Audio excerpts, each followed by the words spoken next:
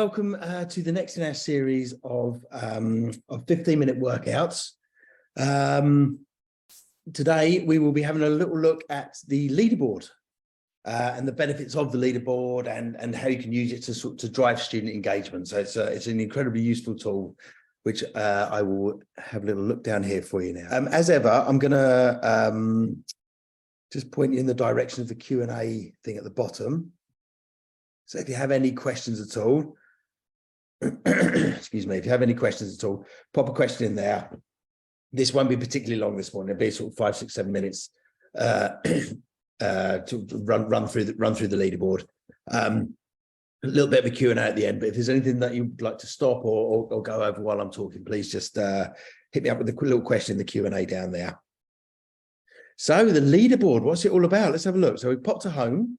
This is, I'm sure you'll be familiar with this page. This is your teacher dashboard here with the tabs along the top. But down here, we have the leaderboard.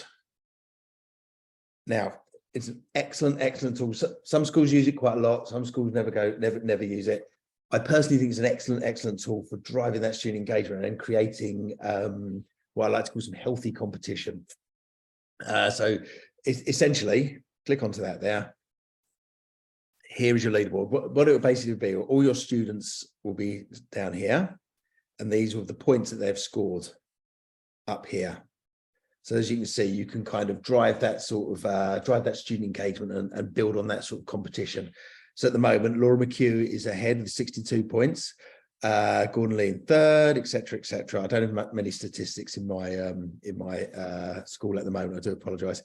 Now, you can set the filters up here, so you can run your leaderboard for the whole year. You can run your leaderboard for a week. You can run it for a month, however you choose to do it. So let's show you how to do that here. So let's do hours for the last month. So we want to award a prize to the winner of April's point score, April's leaderboard. So you select the 1st of April. We're not quite at the end yet, so we'll do that. Oh, sorry, first there and okay.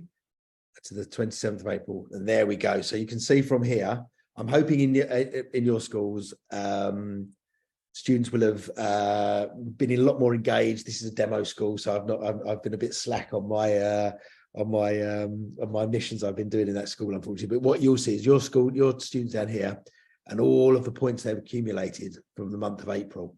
It's important to point out points are scored. So you see Andrew Horner's got 15 points.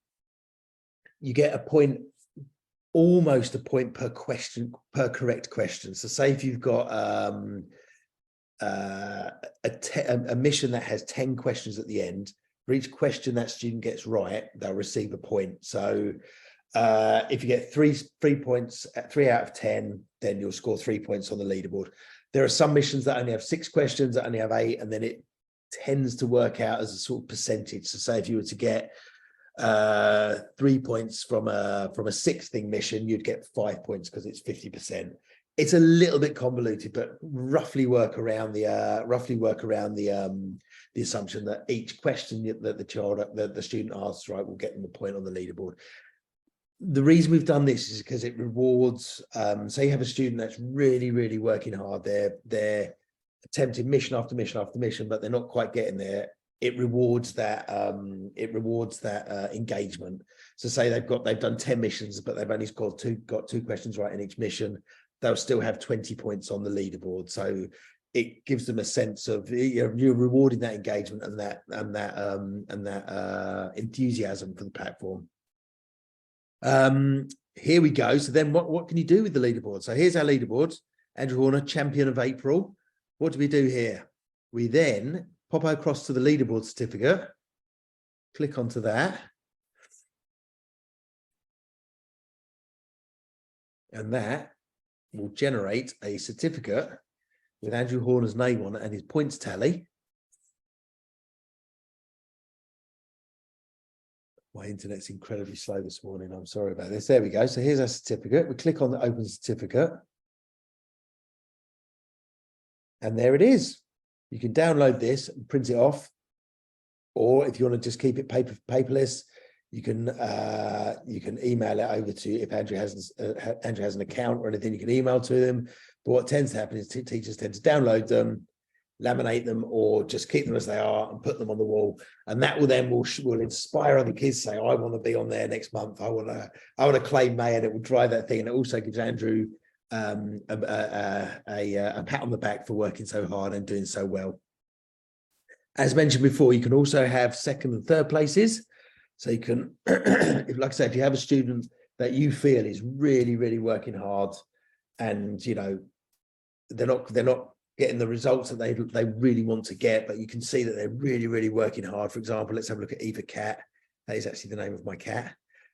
You can then also get the certificate for, say, second, or you can do, and however you see fit. You could say like a participation award, or a most improved, or however you like to do it. And you can get these certificates by clicking on the participation certificate.